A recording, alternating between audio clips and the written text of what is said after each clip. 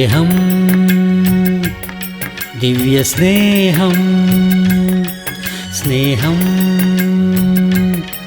ദിവ്യസ്നേഹം. മത്തായിയുടെ സുവിശേഷം 25-ാം അധ്യായം.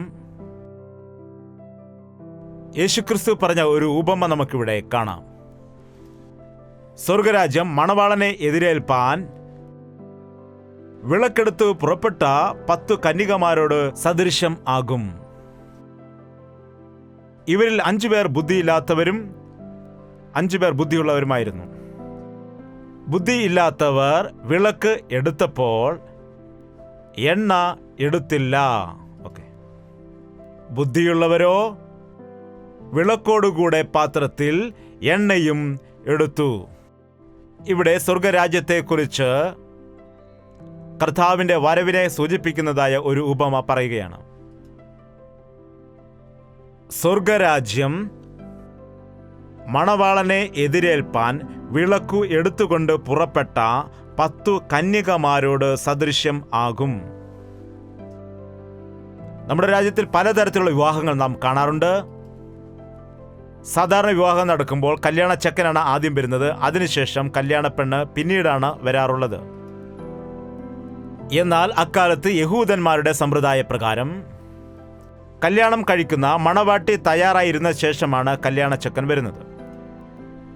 മണവാളൻ അവസാനം ആയിരിക്കും അങ്ങോട്ട് വരാറുള്ളത്. അങ്ങനെ മണവാളൻ വന്ന ശേഷം എല്ലാവരും വിരുന്നിന് പോകുവാനിടയാകും, കതക് അടയ്ക്കും. ആ വിഷയത്തെ ഉദാഹരണമായി എടുത്തുകൊണ്ട് കർത്താവ് നമുക്കൊരു പാഠം പഠിപ്പിക്കുകയാണ്. ഇവിടെ മണവാളനെ എതിരേൽപ്പാൻ വേണ്ടി 10 കന്യകമാർ ഇവിടെ പുറപ്പെടുകയാണ്. 10 പേർ. 10 പേരുടെ കൈകളിലും വിളക്കുണ്ട്. എന്നാൽ ഇവരിൽ 5 പേർ ബുദ്ധിയുള്ളവരും ബാക്കി 5 പേർ ബുദ്ധിയില്ലാത്തവരുമാണ്. പുറമേ നോക്കുമ്പോൾ എല്ലാവരും ഒരുപോലെ തന്നെ ഇരിക്കുന്നു. എവിടേക്ക് പോകുകയാണെന്ന് ചോദിച്ചാൽ പറയും മണവാളിനെ എതിരേൽപ്പാൻ പോകുന്നുവെന്ന്. ആരാണെന്ന് ചോദിച്ചാൽ പറയും കന്യകമാരാണ്. നിങ്ങളുടെ കൈകളിൽ എന്താണെന്ന് ചോദിച്ചാൽ പറയും വിളക്കുകളാണ്. സാധാരണ ഈ കാലത്ത് നോക്കുകയാണെങ്കിൽ നാം ബൈബിളും എടുത്തുകൊണ്ട് പോവുകയാണ് എങ്കിൽ നമ്മെക്കുറിച്ച് എല്ലാവരും എന്താണ് വിചാരിക്കുന്നത്? ഇവർ എവിടെ പോവുകയാണെന്ന്? സിനിമ ഹാളിൽ പോകുന്നതാണോ? അതുകൊണ്ടാണ് നാം ബൈബിൾ കൊണ്ടുപോകേണ്ട ആവശ്യം. ഭഗത് സിംഗ് ഇപ്രകാരം പഠിപ്പിക്കുകയുണ്ടായി, എല്ലാ ക്രിസ്ത്യാനിയുടെ കയ്യിലും ബൈബിൾ ഉണ്ടായിരിക്കണം. സാധു സുന്ദർ സിംഗും ഇപ്രകാരം പറഞ്ഞിട്ടുണ്ട്, ബൈബിൾ എടുക്കാത്തവനും പ്രാർത്ഥനയില്ലാത്തവനും ആത്മീയമായി മുൻപോട്ട് പോകാൻ കഴിയില്ല. ബൈബിൾ വായനയും പ്രാർത്ഥനയും 2 ചിറകുകളെ പോലെയാണ്. ഒരു പക്ഷി മുകളിലേക്ക് ഉയരണമെങ്കിൽ അതിന് ചിറകുകൾ എങ്ങനെ പ്രയോജനപ്പെടുന്നു, അതേപോലെ ബൈബിൾ വായനയും പ്രാർത്ഥനയും എല്ലാം നമ്മുടെ ജീവിതത്തിൽ ഒരുപോലെ നമ്മെ മുൻപോട്ട് കൊണ്ടുപോവുകയാണ് ചെയ്യുന്നത്. ഈ കാലത്ത് ലോകത്തിൽ നമ്മെ എല്ലാവരെയും ക്രിസ്ത്യാനികൾ എന്ന് വിളിക്കപ്പെടുന്നു. എന്നാൽ യഥാർത്ഥ ക്രിസ്ത്യാനികൾ ആരാണെന്ന് നമുക്ക് മനസ്സിലാക്കുവാൻ കഴിയുന്നില്ല. ചർച്ചിൽ പോകുന്നവരെല്ലാം ക്രിസ്ത്യാനി എന്ന് പറയാൻ പാടില്ല. ബൈബിൾ പഠിക്കുന്നവരെല്ലാം ക്രിസ്ത്യാനി എന്ന് പറയുവാൻ കഴിയില്ല. ദൈവത്തിന് മകനും മകളുമാണ് ഉള്ളത്. കൊച്ചുമക്കൾ ഉണ്ടെന്ന് പറയുന്നുണ്ടോ? എന്റെ പിതാവ് യേശുവിനെ വിളിച്ചപ്പോൾ ദൈവത്തിന്റെ മകനായി. ഞാൻ യേശുവിനെ സ്വീകരിച്ചപ്പോൾ കർത്താവിന്റെ കൊച്ചുമകനാണോ ആയത്? ഞാനും ദൈവത്തിന്റെ മകനാണ്. എന്റെ മകൻ കർത്താവിനെ സ്വീകരിച്ചപ്പോൾ കർത്താവിന്റെ കൊച്ചുമകനായോ? അവനും ദൈവത്തിന്റെ മകനാണ്. വ്യക്തിപരമായി കർത്താവിനെ സ്വന്തം രക്ഷിതാവായി സ്വീകരിച്ച വ്യക്തികളാണ് ദൈവത്തിന്റെ മക്കൾ. അല്ലാതെ ഇത് കുലം മുഖേനയോ വംശ പാരമ്പര്യത്തിൽ കൂടിയോ വരുന്നത് അല്ലേ? അല്ല. നാം നാമമാത്രമായ ക്രിസ്ത്യാനികളായി മാറിപ്പോകുന്നതിന്റെ കാരണം വ്യക്തിപരമായി യേശുക്രിസ്തുമായി ബന്ധമില്ലാത്തതായ ഒരു വ്യക്തി എന്റെ സ്ഥാനത്ത് എനിക്ക് വേണ്ടി കാൽവരി ക്രൂശിൽ മരിച്ചു എന്ന് വ്യക്തിപരമായി യേശുക്രിസ്തുവിനെ സ്വന്തം രക്ഷിതാവായി സ്വീകരിക്കുന്ന സമയത്താണ് നീ ക്രിസ്ത്യാനി ആകുന്നത്. അല്ലാതെ ഇതൊരു കുലമോ മതമോ മാറ്റുന്നതായ കാര്യമേ അല്ല. ഓർക്കണം. പുറമെ ഭക്തിയുടെ വേഷം ധരിച്ച് അതിന്റെ ശക്തി ത്യജിക്കുന്ന അനേകം ആളുകൾ ഇക്കാലത്ത് ദൈവത്തിന്റെ മക്കളെന്ന് പറയുന്നവർ ഉണ്ട്. കർത്താവ് വരുന്നതായ സമയത്ത് സത്യം മനസ്സിലാക്കാൻ കഴിയും. കൃഷിക്കാരൻ പറയുകയുണ്ടായി, നമ്മൾ നല്ല വിത്താണല്ലോ വിതച്ചത്, പിന്നെ എന്തുകൊണ്ടാണ് പതിരുണ്ടായത്? പതിരെന്ന് പറയുമ്പോൾ അതിന്റെ വിത്തിനെ പോലെ തന്നെ ഇരിക്കും, എന്നാൽ അതിന്റെ അകത്ത് ഒന്നും തന്നെ കാണില്ല. പുറമേ നോക്കുമ്പോൾ ഒരുപോലെ ഇരിക്കും. ഈ കാലത്ത് യഥാർത്ഥമായ ഭക്തി എന്താണ്, വ്യാജമായ ഭക്തി എന്താണ് എന്ന് മനസ്സിലാക്കാൻ കഴിയാത്തതായ മനുഷ്യരെയും ക്രിസ്ത്യാനികളെന്ന് വിളിക്കപ്പെടുന്നവരെയും നമുക്ക് മനസ്സിലാക്കാൻ കഴിയുന്നില്ല. നിങ്ങളുടെ നിമിത്തമാണല്ലോ എൻ്റെ നാമം ദൂഷിക്കപ്പെട്ടത് എന്ന് ദൈവത്തിൻ്റെ വചനം പറയുന്നുണ്ട്. 10 പേരും സഭയിലേക്കാണ് വരുന്നത്. 10 പേരും സ്നാനപ്പെട്ടുവെന്ന് പറയുന്നു. എല്ലാവരും ക്രിസ്ത്യാനി എന്നാണ് പറയുന്നത്. എല്ലാവരും പറയുന്നു യേശുവാണ് ഞങ്ങളുടെ ദൈവമെന്ന്. എന്നാൽ ഇതിൽ 5 പേർ ബുദ്ധിയില്ലാത്തവരായിരുന്നു, ബാക്കി 5 പേർ ബുദ്ധിയുള്ളവരായിരുന്നു. പുറമേയുള്ള യൂണിഫോം ഒരേപോലെ ആയിരിക്കുന്നു, എന്നാൽ അകമേയുള്ളതായ സ്വഭാവം വേറെ ആയിരിക്കുന്നു. നമുക്കുള്ള ബുദ്ധിയും വളരെ വ്യത്യാസമായിട്ടിരിക്കുന്നു. നിങ്ങൾക്ക് 4 മക്കളുണ്ട്. 4 പേർക്കും ഒരുപോലെ ബുദ്ധി ഉണ്ടായിരിക്കുമോ? 4 പേർക്കും ഒരുപോലെ സ്വഭാവമായിരിക്കുമോ? 4 പേരും ഒരേ രീതിയായിരിക്കുമോ? ഒരാൾ മര്യാദക്കാരനായിരിക്കും, ഒരാളാണെങ്കിൽ ശാന്തനായിരിക്കും, മറ്റൊരാൾ വളരെ കുസൃതിയായിരിക്കും. ഒരാൾ നല്ല ബുദ്ധിയുള്ളവനായിരിക്കും, ഒരാൾക്ക് ബുദ്ധി അല്പം കുറവായിരിക്കും. ഒരാൾ ശാന്തനായിരിക്കും, മറ്റൊരാൾ കൂടുതൽ സംസാരിക്കും. അങ്ങനെയുള്ള വ്യത്യാസമുണ്ടല്ലോ. അതുപോലെ തന്നെ നമ്മുടെ ജീവിതത്തിൽ അല്പം ബുദ്ധിയില്ലായ്മ നമ്മുടെ ജീവിതത്തെ നശിപ്പിക്കുവാനിടയാകും. ബുദ്ധിയില്ലാത്ത 5 പേരെക്കുറിച്ച് ഒരു നിമിഷം നമുക്ക് ചിന്തിക്കാം. സങ്കീർത്തനം 53 1 വാക്യം, ദൈവം ഇല്ല എന്ന് മൂഢൻ തൻ്റെ ഹൃദയത്തിൽ. ദൈവം ഇല്ല എന്ന് പറയുന്നവൻ ആരാണ്? ദൈവം ഇല്ല എന്ന് പറയുന്നവൻ ആരാണ്? ഇത്ര വലിയ പ്രപഞ്ചത്തെ സൃഷ്ടിച്ച ദൈവം. ഭൂമി കറങ്ങിക്കൊണ്ടേയിരിക്കുന്നു. നാം ആയിരിക്കുന്ന ഭൂമി കറങ്ങിക്കൊണ്ടേയിരിക്കുന്നു. സൂര്യനെ ചുറ്റി സഞ്ചരിച്ചു വരുന്നു. നാം ഒരു കുഴപ്പവുമില്ല, സുഖമായിരിക്കുന്നു. അതിനല്പം സ്പീഡ് കൂടിയാൽ നാം മറിഞ്ഞു വീഴുവാൻ ഇടയാകും. കുറച്ച് പതുക്കെയായാലും നമ്മുടെ ജീവിതത്തിൽ അതുപോലെ വ്യത്യാസങ്ങളുണ്ടാകും. നാമും പതിയെ ആയിരിക്കും, ചാടിച്ചാടിയായിരിക്കും പോകുന്നത്. നമ്മൾ സ്പീഡിൽ ചുറ്റി നോക്കും, നമുക്ക് തല കറങ്ങുന്നതായി കാണാം. എന്നാൽ ദൈവമെല്ലാം കറക്റ്റായിട്ടാണ് അത് സെറ്റ് ചെയ്തു വെച്ചിരിക്കുന്നത്. ഘടികാരം നിന്നു പോയാലും സൂര്യൻ ഉദിക്കുന്നത് നിന്നു പോകുമോ? എല്ലാം അതതിൻ്റെ പരിധിയിൽ ദൈവം വച്ചിരിക്കുകയാണ്. ദൈവമുണ്ട്. ദൈവമില്ല എന്ന് പറയുന്നവനാണ് മൂഢൻ. പിന്നെ ഞങ്ങളോട് എന്താണ് ഇതെല്ലാം പറയുന്നത്? ഞങ്ങൾ ദൈവമുണ്ടെന്ന് വിശ്വസിക്കുന്നവരാണല്ലോ, യേശുവിനെ ആരാധിക്കാനാണല്ലോ ഞങ്ങൾ ഇങ്ങോട്ട് വന്നത്, നിങ്ങൾ പറയുമായിരിക്കും. വീണ്ടും ഒരിക്കൽ കൂടി ആ വചനം വായിക്കൂ. ദൈവമില്ല എന്ന് മൂഢൻ മൈക്കിൽ കൂടിയല്ല പറയുന്നത്. എല്ലാവരോടും പറയില്ല, ഉറക്കെ പറയില്ല. എങ്ങനെയാണ് പറയുന്നത്? ഹൃദയത്തിൽ പറയുമെന്ന്. നല്ലവണ്ണം പ്രാർത്ഥിച്ച് 10ാം ക്ലാസ്സിൽ എക്സാമിന് എഴുതി തോറ്റുപോയി എന്ന് വിചാരിക്കുക. അപ്പോൾ മനസ്സിൽ എന്താണ് വിചാരിക്കുന്നത്? ഹോസ്പിറ്റലിൽ കിടക്കുന്ന അമ്മയ്ക്ക് വേണ്ടി ദേവദാസന്മാരോടെല്ലാം ഫോൺ ചെയ്ത് പറഞ്ഞ്, അതുപോലെ നീയും ഉപവസിച്ച് ഒരുപാട് പ്രാർത്ഥിച്ചിട്ടും അമ്മ മരിച്ചുപോയി എന്ന് വിചാരിക്കൂ. എന്താണ് മനസ്സിൽ വിചാരിക്കുന്നത്? സംസാരിക്കുന്നേ. ദൈവമുണ്ടോ എന്ന് ചോദിക്കും. ദൈവമുണ്ടെങ്കിൽ എന്തുകൊണ്ട് ഞാൻ പരാജയപ്പെട്ടു? ഉണ്ടെങ്കിൽ എന്തുകൊണ്ട് എൻ്റെ അമ്മ മരിച്ചുപോയി? ദൈവമുണ്ടെങ്കിൽ എനിക്കെന്തുകൊണ്ട് ഈ അവസ്ഥ എന്ന് ചിന്തിച്ചതായ അനുഭവം നിങ്ങളുടെ ജീവിതത്തിൽ ഇതിനു മുൻപ് വന്നിട്ടുണ്ടോ ഇല്ലയോ? മനസ്സിൽ ചിലപ്പോൾ ഇങ്ങനെ സംശയം ഉണ്ടാകാറുണ്ടാകും. ദൈവമുണ്ടെങ്കിൽ എനിക്കെന്തു നൽകി? എന്നെ എങ്ങനെ അനുഗ്രഹിച്ചു? പ്രാർത്ഥന ചെയ്തിട്ട് പോയിട്ടും ഞാൻ സെലക്ട് ആയില്ലല്ലോ. പ്രാർത്ഥിച്ച് വ്യാപാരം തുടങ്ങിയിട്ടും നഷ്ടമുണ്ടായല്ലോ. അനേകം തവണ നമ്മുടെ ഹൃദയത്തിൽ നാം ചിന്തിച്ചിട്ടുണ്ട്, അത് യഥാർത്ഥമായ ഭക്തിയല്ല. നീ വിചാരിക്കും നടക്കുകയാണെങ്കിൽ ദൈവമുണ്ട് എന്നും, അങ്ങനെ നടന്നില്ലെങ്കിൽ ദൈവമില്ല എന്നും ചിന്തിക്കുന്നത് യഥാർത്ഥമായ ഭക്തിയാണോ? അല്ല. ഇയ്യോബിന് എല്ലാം നഷ്ടപ്പെട്ടിരുന്നു. എല്ലാം ഉണ്ടായിരുന്നപ്പോൾ അവൻ സത്യസന്ധനായിരുന്നു, നേരുള്ളവനായിരുന്നു, ദോഷം വിട്ട് അകന്നവനായിരുന്നു, നിഷ്കളങ്കനായിരുന്നു. അങ്ങനെയുള്ള അവന് രോഗം വരാനിടയായി, കുഞ്ഞുങ്ങൾ നഷ്ടപ്പെട്ടു, സമ്പത്ത് നഷ്ടപ്പെട്ടു. അവൻ പറഞ്ഞോ, ദൈവം എവിടെയാണുള്ളത്? എനിക്കവൻ അനീതി ചെയ്തു എന്ന് പറഞ്ഞോ? എന്താണ് പറഞ്ഞത്? യഹോവ തന്നു, യഹോവ എടുത്തു. അതാണ് യഥാർത്ഥമായ ഭക്തി. വിഗ്രഹത്തെ നമസ്കരിക്കാത്തവരെ അഗ്നികുണ്ഡത്തിൽ എറിഞ്ഞു കളയുമെന്ന് കൽപ്പന പുറപ്പെടുവിച്ചു. ശദ്രക് മേശക് അബേദ്നെഗോ അങ്ങനെ ചെയ്തില്ല. നിങ്ങൾ നിത്യവും സേവിക്കുന്ന ദൈവം നിങ്ങളെ രക്ഷിക്കുമോ?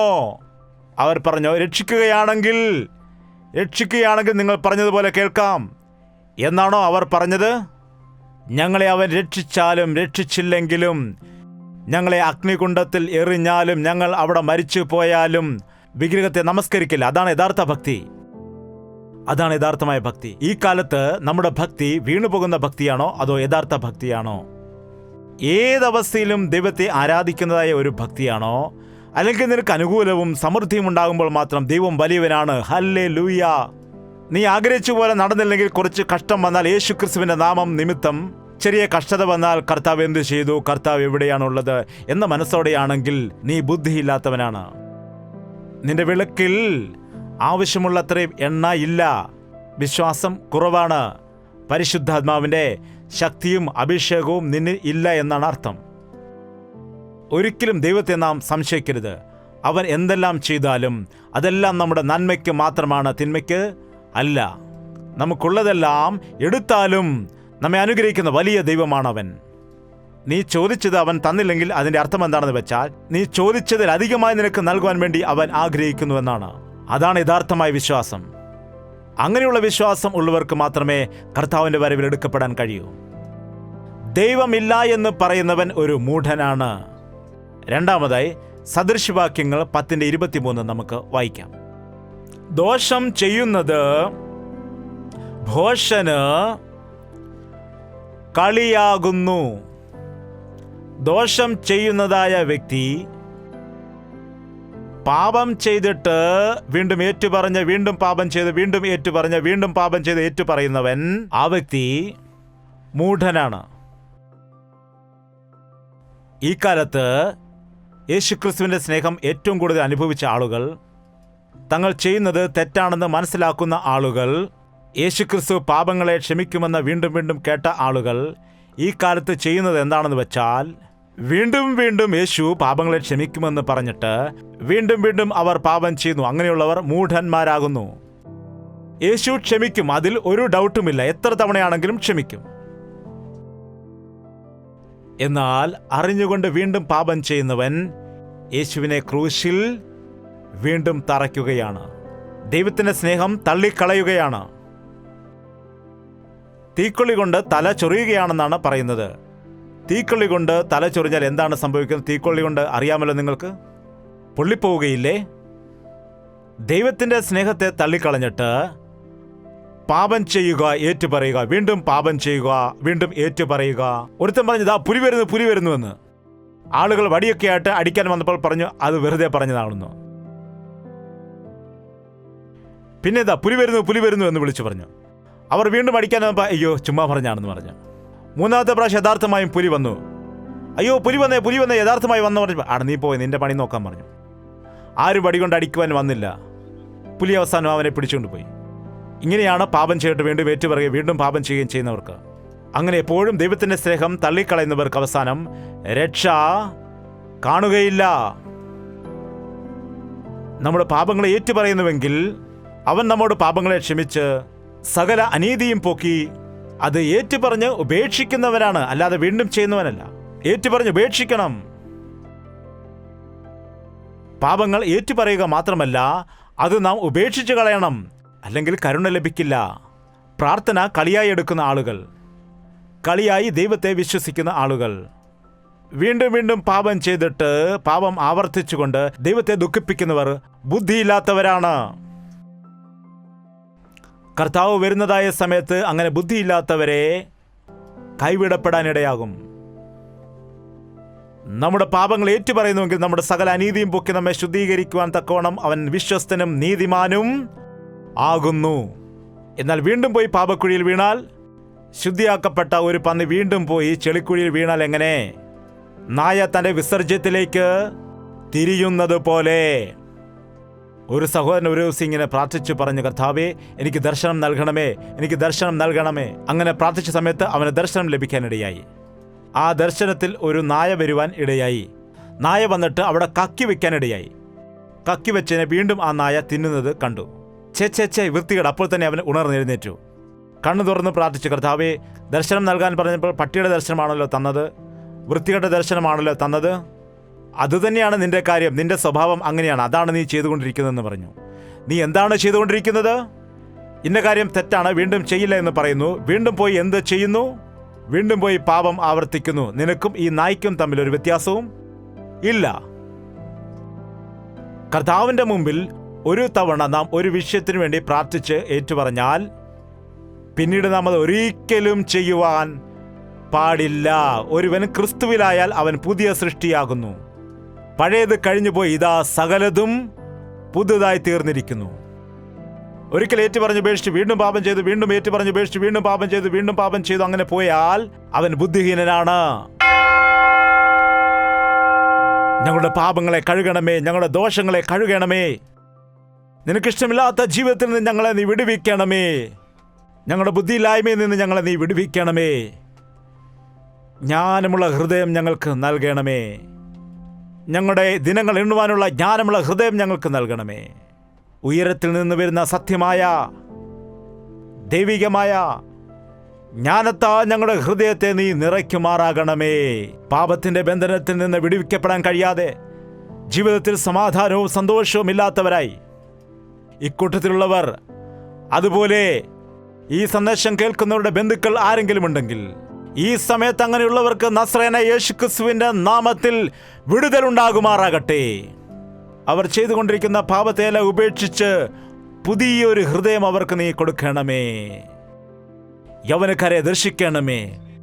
ലോകമോഹങ്ങളാൽ, ശരീരമോഹങ്ങളാൽ പോരാടുന്നവർക്ക് ജീവിതത്തിൽ ജയം കൊടുക്കണമേ. ജോലിയില്ലാതെ, അതുപോലെ വ്യാപാരം നഷ്ടമായെന്ന് പറയുന്നവർ, അന്യായം സംഭവിച്ചു എന്ന് പറഞ്ഞു, അനീതി സംഭവിച്ചു എന്ന് പറയുന്നവർ, പലവിധമായ രോഗത്താൽ ഭാരപ്പെടുന്നുവെന്ന് പറയുന്ന ആരെങ്കിലും ഉണ്ടെങ്കിൽ ഈ പ്രാർത്ഥിക്കുന്ന സമയത്ത് അങ്ങനെയുള്ള എല്ലാവരുടെയും ജീവിതത്തിൽ നസ്രയനായ യേശുവിന്റെ നാമത്തിൽ വിടുതൽ നീ കൊടുക്കുമാറാകണമേ ദൈവമേ. 2-3 പേർ ചേർന്ന് ഭൂമിയിൽ ബന്ധിക്കുന്നതൊക്കെയും സ്വർഗത്തിലും ബന്ധിക്കപ്പെട്ടിരിക്കുമെന്ന് പറയുന്നു. പിശാചിന്റെ ക്രിയകളെ ഞങ്ങൾ ബന്ധിക്കുകയാണ് പിതാവേ. 2-3 പേർ ചേർന്ന് ഞങ്ങൾ അഴിക്കുന്നതൊക്കെയും അത് സ്വർഗത്തിലും അഴിഞ്ഞിരിക്കുമെന്ന് പറയുന്നു. പരിശുദ്ധാത്മാവിന്റെ പ്രവൃത്തി എല്ലാവരുടെയും ജീവിതത്തിലേക്ക് അയച്ച് നീ വിടുതൽ കൊടുക്കുമാറാകണമേ. എല്ലാ വ്യക്തികൾക്കും തങ്ങളുടെ ജീവിതത്തിലുള്ള നിരാശയിൽ നിന്നും തകർച്ചയിൽ നിന്നും വിടുതൽ ലഭിക്കുന്നതിന് വേണ്ടി പരിശുദ്ധാത്മാവിനെ അവരിലേക്ക് അയച്ച് സകല സത്യത്തിലും അവരെ വഴി നടത്തണമെന്ന് യേശുക്രിസ്തുവിന്റെ നാമത്തിൽ അപേക്ഷിക്കുന്നു പിതാവേ. ആമേൻ, ആമേൻ, ആമേൻ. യേശുവേ, യേശുവേ, യേശുവേ, യേശുവേ, യേശുവേ, യേശുവേ, യേശുവേ, യേശുവേ. നിന്നെ നിന്നെ എന്നും ഞാൻ സേവിക്കും, നീ മാത്രം രാജാവെന്നും. നിന്നെ നിന്നെ എന്നും ഞാൻ സേവിക്കും, നീ മാത്രം രാജാവെന്നും. യേശുവേ, യേശുവേ, യേശുവേ, യേശുവേ, യേശുവേ, യേശുവേ, യേശുവേ, യേശുവേ, യേശുവേ, യേശുവേ, യേശുവേ.